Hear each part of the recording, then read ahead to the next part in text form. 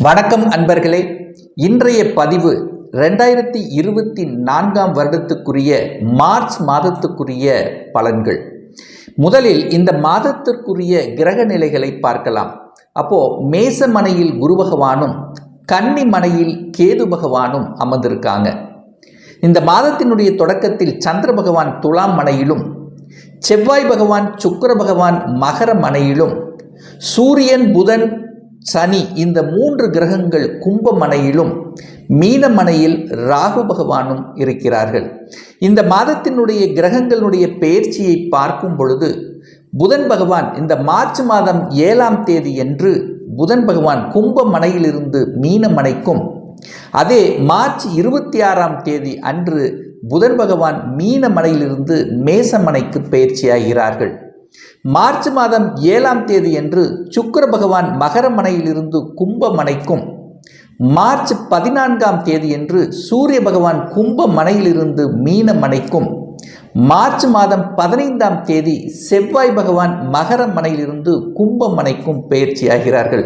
So இந்த கிரக அமைப்புகளை வைத்துக்கொண்டு இந்த மாதத்தில் என்ன நடக்கும், எதை செய்யலாம், எதை செய்யக்கூடாது, எந்தெந்த வகையில் நம்ம எச்சரிக்கையாக இருக்கணும், இந்த மாதத்துக்குரிய தெய்வ வழிபாடு எது சிறந்தது என்பதை பற்றித்தான் இந்த பதிவில் நம்ம டீட்டெயிலாக பார்க்க போகிறோம். அதற்கு முன்னால் நம்முடைய சேனலை ஃபர்ஸ்ட் டைம் நீங்கள் பார்ப்பவர்கள் என்றால் மறக்காம சப்ஸ்கிரைப் பண்ணிக்கிங்க. மேசராசி அன்பர்களே, இந்த 2024 வருடம் மார்ச் மாதம் எப்படி இருக்கும் அப்படின்னு பார்க்கும் பொழுது உங்களுடைய ராசிநாதன் லக்னநாதன் என்று சொல்லக்கூடிய செவ்வாய் பகவான் 10ஆம் இடத்தில் போய் அமர்ந்து கொண்டு உச்ச பலத்துடன் வலிமையாக இருக்கார். அப்போ ராசிநாதன் வலிமை பெற்றாலே அந்த மாதம் முழுவதும் உங்களுடைய எண்ணங்கள், செயல்பாடுகள், சிந்தனைகள் சிறப்பாக இருக்குங்கிறது தான் அர்த்தம். அப்போது செவ்வாய் பகவான் 10ஆம் இடத்தில் அமரும் போது திக்பலத்தை பெறக்கூடிய அமைப்பு 1.5 வருடங்களுக்கு ஒரு முறை நிகழக்கூடிய இந்த காலகட்டம் அது 10ஆம் இடத்தில் இருக்கிறதுனால தொழில் சார்ந்த விஷயத்தில் நீங்கள் எடுக்கக்கூடிய அத்தனை முயற்சிகளும் பலிதமாகும் அப்படிங்கிறத அமைப்பு. அதுவும் செவ்வாயோட சுக்கிரன் சேர்ந்திருக்கார். அதாவது தனஸ்தானத்தின் அதிபதியாக இருக்கக்கூடிய அந்த சுக்கிரனோடு சேர்ந்து இருக்கக்கூடிய ஒரு அருமையான ஒரு காலகட்டம். அந்த செவ்வாய் பகவானும் 10ஆம் இடத்தில் உச்சபலத்துடன் அமர்ந்து கொண்டு தனது 4ஆம் பார்வையாக உங்கள் ராசியை பார்ப்பது அதைவிட சிறப்பு. அதாவது நினைத்த காரியங்கள் ஈடேறக்கூடிய தன்மை. உங்கள் ராசியிலேயே குரு பகவான் அமர்ந்திருக்கார். அப்போ கடவுளினுடைய அனுகிரகம் என்பது பரிபூர்ணமாக உங்களுக்கு இருக்கிறது. பெரிய மனிதர்களினுடைய தொடர்புகளை ஏற்படுத்தும். இதுவரை மன அழுத்தம், மன குழப்பத்தில் இருந்தவர்களுக்கு ஒரு தெளிவு கிடைக்கக்கூடிய ஒரு நல்ல மாதமாக அமைகிறது இந்த மேசராசி அன்பர்களுக்கு.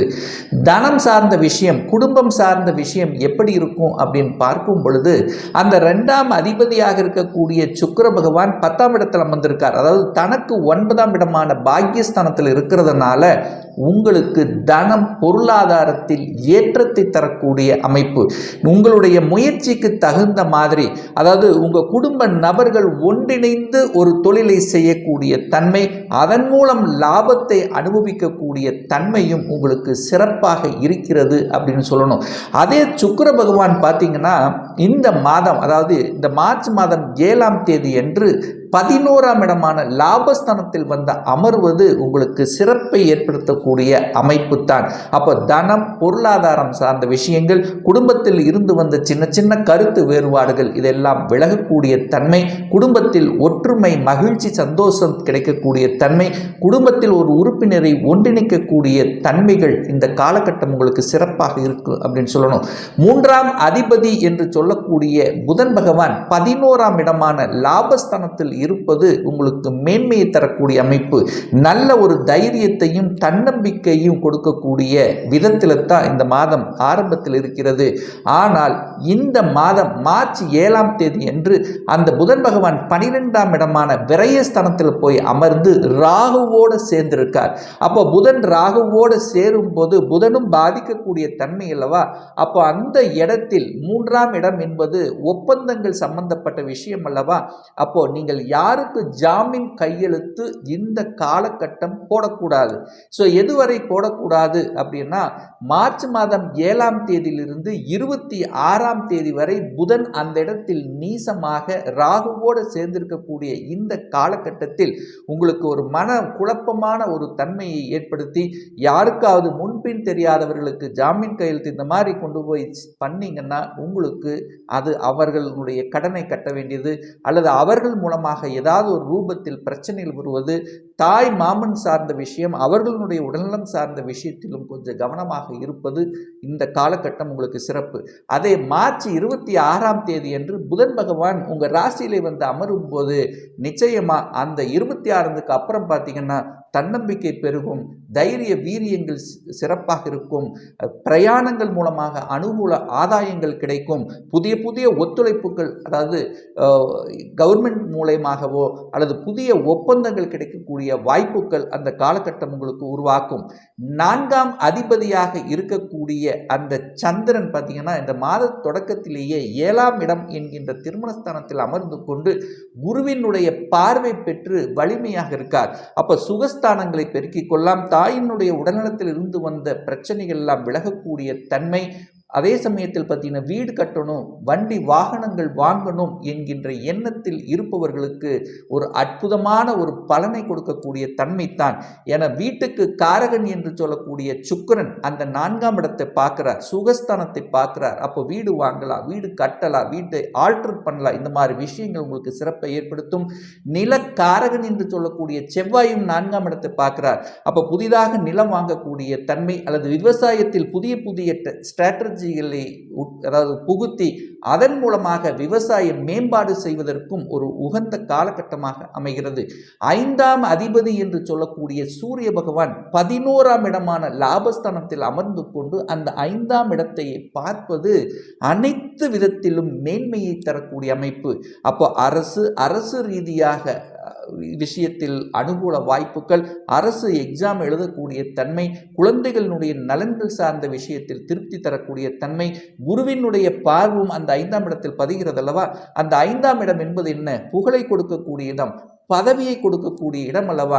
அந்த இடத்தில் அந்த குரு பகவான் பாக்யாதிபதி என்று சொல்லக்கூடிய குரு பகவானுடைய பார்வை பெற்றிருப்பதும் அந்த 5ஆம் அதிபதியாக இருக்கக்கூடிய சூரியனுடைய பார்வை பெற்றிருப்பது இதுவரைக்கு குழந்தை பிறப்பில் தடை ஏற்பட்டிருந்தவர்கள் இந்த மாதத்தில் நீங்கள் ஏற்கக்கூடிய முயற்சியின் பலனாக ஒரு நல்ல சுப செய்தி உங்கள் குடும்பத்துக்கு வரக்கூடிய வாய்ப்புகள், குழந்தைகளால் இதுவரைக்கு இருந்து வந்த பிரச்சனைகள் அத்தனையும் விலகக்கூடிய வாய்ப்புகள், இன்னாரது குழந்தைகள் என்று சொல்லக்கூடிய அளவுக்கு பெயரையும் புகழையும் கொடுக்கக்கூடிய வாய்ப்புகள் இந்த காலகட்டம் உங்களுக்கு சிறப்பாக இருக்கிறது அப்படின்னு சொல்லணும்.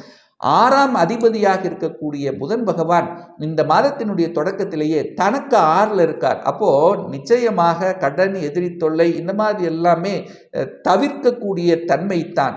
ஆனாலும் இந்த புதன் பகவான் இந்த மார்ச் 7ஆம் தேதிக்கு அப்புறம் பார்த்தீங்கன்னா 12ஆம் இடத்துல போய் அமர்ந்து கொண்டு அந்த 6ஆம் இடத்தை பார்க்கிறார் அல்லவா. அப்போ கடனை அதிகப்படுத்திவிடும்.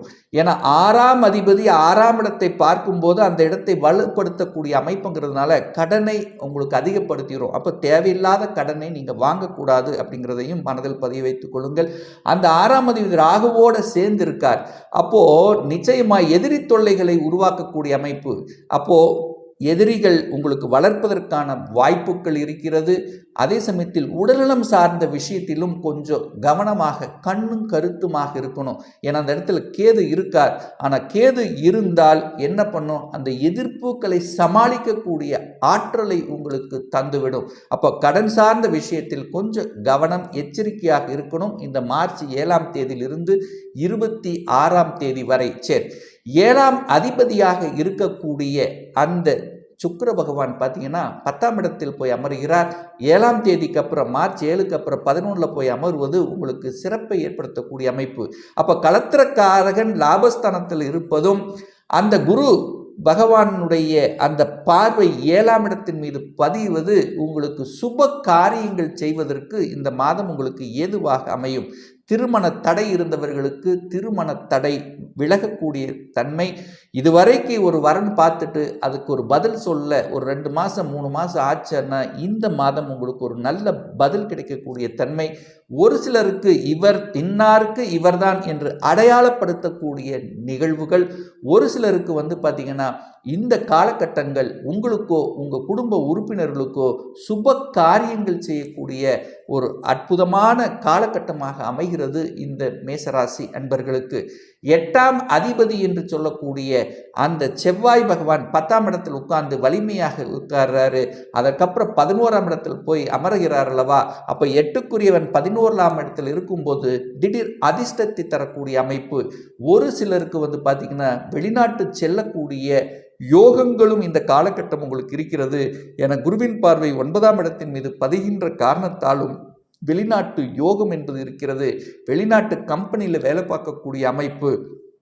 வழிகளை கொடுத்து கொண்டிருந்தது, அதாவது ஒரு வழக்கு இருந்தது, ஒரு பிரச்சனைக்குரியதாகவே இருந்து கொண்டிருந்தது அப்படின்றவங்களுக்கு அது திடீர் அதிர்ஷ்டமாக மாறும். அதாவது ஒரு பாகப்பிரிவினை, ஒரு சொத்து பிரச்சனை, இதை மாதிரி இழுத்து கொண்டு ஒரு 2-3 வருடங்களாக இழுத்து கொண்டிருந்தவர்களுக்கு இப்போ அந்த செவ்வாயினுடைய பெயர்ச்சிக்கு அப்புறம் பார்த்தீங்கன்னா அந்த எங்கே போய் அமர்கிறார், 11ஆம் இடத்துல போய் அமர்கிறார் அல்லவா. அங்கே சூரியனும் இருக்காரு, சனி பகவான் இருக்கார். அப்போது இதுவரைக்கும் ஒரு குழப்பமாக இருந்து கொண்டிருந்தவர்களுக்கு ஒரு முற்றுப்புள்ளி வைக்கக்கூடிய சந்தர்ப்பங்கள், சூழ்நிலைகளை நிச்சயமாக உருவாக்கும். அப்போது என்னாகும், இந்த வழக்கு சார்ந்த விஷயங்கள், வழிகளை கொடுத்து கொண்ட விஷயத்துக்கு ஒரு தீர்வு கிடைக்கும் அப்படிங்கிறது தான் அமைப்பு. பாக்கியஸ்தானத்தை குரு பார்க்கிறார். அப்போ உங்களுக்கு ஒரு நல்ல பாக்கியம் கிடைக்க போகிறது. ஏன் இதுவரைக்கும் கிடைக்கல? அந்த குரு பகவானுடன் கடந்த காலத்தில் ராகு பகவான் இருந்தால் குரு வக்ரம் பெற்றிருந்தது. அப்போ எதிர்மறையான சம்பவங்கள் நடந்திருக்கலாம். இப்போ குரு பரிபூர்ண ஒளியோட உங்கள் ராசியில் அமர்ந்து 9ஆம் இடத்தை பார்க்கிறார். அதாவது 9ஆம் அதிபதியாக இருக்கக்கூடிய குரு பகவான் உங்கள் ராசியிலிருந்து 9ஆம் இடத்தை பார்க்கிறார். அப்போ பாக்கியங்கள் கிடைக்கப் போகிறது. தகப்பன் மூலமாக அனுகூல வாய்ப்புகள், வெளிநாட்டு தொடர்புகளை ஏற்படுத்தக்கூடிய அமைப்பு, கடவுளினுடைய பரிபூரண அருள் உங்களுக்கு கிடைக்கக்கூடிய அமைப்பு, ரிசர்ச் துறையில் மேம்பாடு, புதிய கண்டுபிடிப்புகள் சார்ந்த துறையில் இருப்பவர்களுக்கு வளர்ச்சி தரக்கூடிய அமைப்பு, தொழில் துறையில் நல்ல மாற்றங்கள் இருக்கக்கூடிய அமைப்பு. 4-5 கிரகங்கள் 10-11 இருக்கிறதுனால ஒரு நல்ல மாற்றத்தை உங்களுக்கு கிடைக்கும். நன்கு செட்டில் ஆகலை அப்படின்னு இருந்தவர்களுக்கு புதிய வேலை கிடைக்கக்கூடிய அமைப்பு, அதன் மூலமாக பதவி உயர்வு கிடைக்கக்கூடிய அமைப்பு, அடிஷனல் ரெஸ்பான்சிபிலிட்டி கிடைக்கக்கூடிய அமைப்பு, உங்களுக்குண்டான ஒரு அங்கீகாரம் கிடைக்கக்கூடிய அமைப்பு, ஒரு சிலர் புதிதாக ஒரு தொழிலை ஆரம்பிக்கணும் என்கின்ற எண்ணத்தை கொடுக்கக்கூடிய அமைப்பு, அதுவும் கணவன் மனைவி 2 பேரும் சேர்ந்து செய்யக்கூடிய அமைப்பு.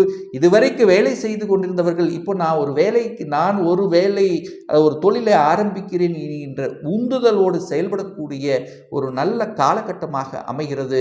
என செவ்வாயும் சுக்கிரனும் இணைந்து பிருகமங்கல யோகத்துடன் இருக்கின்ற காரணத்தாலும் 10ஆம் அதிபதியாக இருக்கக்கூடிய அந்த சனி பகவான் ஆட்சி பலம் பெற்று வலிமையாக இருக்கின்ற காரணத்தாலும், சூரிய பகவான் 11ஆம் இடத்திலிருந்து 5ஆம் இடத்தை பார்க்கின்ற காரணத்தாலும் அரசு சார்ந்த விஷயத்தில் அனுகூல வாய்ப்புகள், கலைத்துறையில் இருப்பவர்களுக்கு புதிய ஒப்பந்தங்கள் கிடைக்கக்கூடிய வாய்ப்புகள்.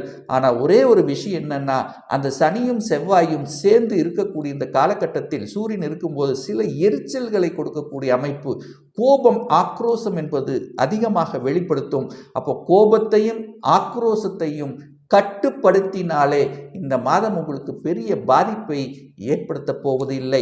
ராகு பகவான் 12 இருக்கிறதுனால வெளிநாட்டு தொடர்புகள், அதாவது சொந்த ஊரை விட்டு வெளியே போகக்கூடிய அமைப்பு, தன்னுடைய டிஸ்ட்ரிக்ட் விட்டு அதர் டிஸ்ட்ரிக்ட் அல்லது ஸ்டேட்டை விட்டு ஸ்டேட்டு அல்லது உங்களுடைய அதர் கண்ட்ரிக்கு செல்லக்கூடிய வாய்ப்புகள், வேலை அப்ளை பண்ணி காத்து கொண்டிருப்பவர்களுக்கு புதிய வேலை வாய்ப்பு என்பது நிச்சயமாக இந்த மார்ச் 30க்குள்ள அமையுங்கிறதுல எந்தவித மாற்று கருத்தும் இல்லை. ஒரு நல்ல தெய்வ வழிபாடு அப்படின்னு எடுத்துக்கொண்டால் இந்த மேச ராசி அன்பர்களுக்கு குரு பகவான் உங்கள் ராசியிலேயே இருக்கிறதுனால ஒவ்வொரு வியாழக்கிழமை என்று குரு பகவானை சென்று வழிபடுவதும், செவ்வாய் பகவான் உச்ச பலம் பெற்று உங்கள் மனதில் இருக்கக்கூடிய அத்தனை குறைபாடுகளை நீக்க செவ்வாய்க்கிழமை என்று முருகப்பெருமானை சென்று வழிபடுவது அனைத்து விதத்திலும் மேன்மையை கொடுக்கும் அப்படிங்கிறதுல எந்தவித மாற்று கருத்தும் கிடையாது. இப்போ நான் சொன்னது கோச்சார ரீதியான இந்த மாதத்துக்குரிய ஒரு பொதுவான பலன்கள் தான். இந்த ராசி நட்சத்திரத்தில் பார்த்தீங்கன்னா பல கோடிக்கணக்கான பேர் இருப்பாங்க. ஆனால் எல்லாருக்கும் ஒரே மாதிரி பலன் அப்படின்னா இல்லை. ஏன்னா ஒவ்வொருத்தரும் டிஃப்ரெண்ட். ஒவ்வொருடைய ஜாதக அமைப்புகளும் வேறுபடும், தசா புத்திகளும் வேறுபடும், அதற்கு தகுந்த மாதிரி பலன்களும் வேறுபடும். இந்த கோச்சார பலனை தொடர்ச்சியாக ஒரு 3 மாதங்கள் நீங்கள் பாருங்கள். இதில் சரியாக உங்களுக்கு பலன் பொருந்தி வரல அப்படின்னா உங்கள் ஜாதகத்தில் 6ஆம் அதிபதி தசானுடைய புத்தியோ, 8ஆம் அதிபதியினுடைய தசா புத்தியோ அல்லது 12ஆம் அதிபதியினுடைய தசா புத்தியோ உங்களுக்கு நடக்கும். அல்லது தசாநாதனுக்கும் புத்திநாதனுக்கும் 6, 8 அஷ்டசஷ்டாங்கமாக இருக்கக்கூடிய அமைப்பு தான். சரி, ஒரு துல்லிய பலன் வேணும் அப்படின்னா உங்கள் ஜாதகத்தில் கிரகங்கள் எப்படி இருக்கிறது, என்ன மாதிரியான காரகத்துவம் ஆதிபத்தியம் பெற்றிருக்கிறது, எந்த டிகிரியில் இருக்கார், இப்போ நடப்பு தசா புத்தி அந்தரம் சூட்சமம் வாயிலாக நீங்கள் கேட்கக்கூடிய எந்த கேள்வியாக இருந்தாலும் இந்த 2024ஆம் வருடம் சொந்த தொழில் செய்வதற்கான விதி கொடுப்பினை நம்முடைய ஜாதகத்தில் இருக்கிறதா, அப்படி இருக்கக்கூடிய பட்சத்தில் எப்போ நம்ம சொந்த தொழிலை ஆரம்பிக்கலாம், எப்போ நமக்கு திருமணம் நடக்கும், எப்போ நம்ம வீடு கட்டலாம், எப்போ எனக்கு ப்ரமோஷன் கிடைக்கும், எப்போ நமக்கு குழந்தை பாக்கியம் கிடைக்கும், இது போன்ற கேள்விகளுக்கு துல்லியமான பதிலை நம்மால் கூற முடியும். ஒரு பர்சனல் கன்சல்டேஷன் எடுத்துக்கணும், அதாவது சொந்த ஜாதகம் பார்க்கணும் என்று விருப்பம் உடைய அன்பர்கள் டிஸ்பிளே தெரியக்கூடிய நம்பருக்கு வாட்ஸ்அப் மூலியமாகவோ ஃபோன் கால் மூலியமாகவோ தொடர்பு கொண்டு அப்பாயின்மெண்ட் பெற்றுக்கொண்டு கன்சல்டேஷன் எடுத்துக்கலாம். நிச்சயமாக இந்த பதிவு உங்களுக்கு பிடித்திருக்கும் என்று நினைக்கிறேன். பிடித்திருந்தால் லைக் பண்ணுங்கள், கமெண்ட் பண்ணுங்கள், உங்கள் நண்பர்களுக்கும் உறவுகளுக்கும் ஷேர் செய்யுங்க. நம்ம சேனலை ஃபஸ்ட்டு டைம் நீங்கள் பார்ப்பவர்கள் என்றால் மறக்காமல் சப்ஸ்கிரைப் பண்ணிக்கிங்க. பக்கத்தில் இருக்கின்ற பெல் பட்டன் மற்றும் ஆல் நோட்டிஃபிகேஷனை கிளிக் பண்ணும்போது நான் போடக்கூடிய அடுத்தடுத்த பதிவுகள் உங்களுடைய நோட்டிஃபிகேஷனில் வந்து சேரும். இந்த ராசி நட்சத்திர நேயர்கள் அனைவரும் வாழ்க வளர்க வளமுடன் என்று எனது வாழ்த்தினை தெரிவித்துக் கொண்டு விடைபெறுகிறேன். நன்றி, வணக்கம், வாழ்த்துக்கள்.